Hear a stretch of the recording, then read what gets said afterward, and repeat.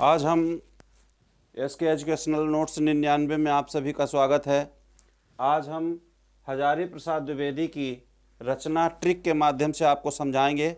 बहुत ही अच्छा, बहुत ही सुंदर, कभी न भूलने वाली चीज़ है। जैसे ट्रिक क्या है? कुसा कच्चा कभी पुनः आओ, कुसा कच्चा कभी पुनः आओ। तो इसमें क्या है? कुसा कच्चा कभी पुनः आओ। आइए हम इसको इस तरह से लिखते हैं कि कु सा क कच्चा कच्चा कभी पुनः आओ ब।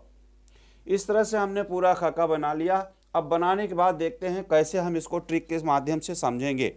तो ट्रिक क्या है? ट्रिक ये है कि कुसा कच्चा कभी पुनः आओ।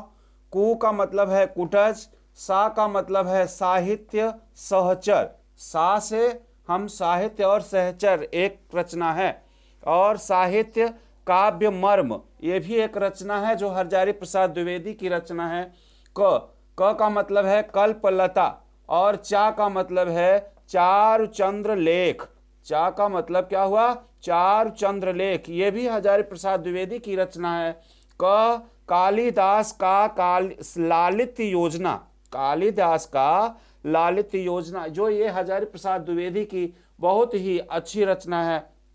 इसके बाद आता है बी का मतलब है विचार प्रवाह। विचार प्रवाह और विचार विमर्श, विचार प्रवाह और विचार विमर्श। ये इसके बाद पुनः का मतलब होता है पुनर्नवा। पुनर्नवा एक रचना है जो हजारी प्रसाद द्विवेदी की रचना है।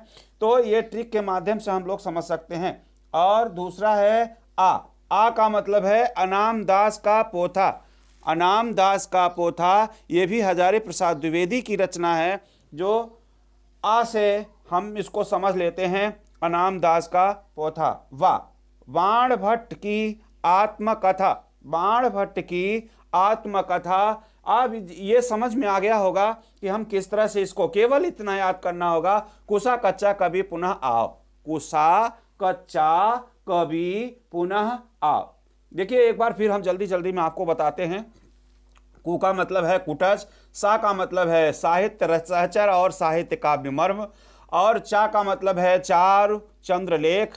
क का मतलब है कल्पलता, क का मतलब है कालिदास का लालित योजना, और विचार प्रवाह विचार विमर्श, पुनर्नवा, अनाम दास का पोथा, बाण भट्ट की आत्मकथा। इसको हम ट्रिक के माध्यम से केवल इतना याद करना होगा, कुसा कच्चा कभी पुनः आओ।